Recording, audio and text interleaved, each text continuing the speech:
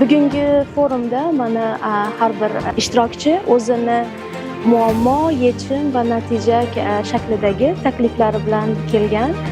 Nagoya shahridan biz ham albatta o'z takliflarimiz bilan kelganmiz. 2019-yildagi prezidentimizni Yaponiyaga tashrifi mobaynida Nagoya O'zbekiston do'stlik jamiyati tashkil etilgan. O do'stlik jamiyatida 350 ga yaqin o'zbek olimlari, magistr, doktorantlari faol qatnashib kelishmoqda.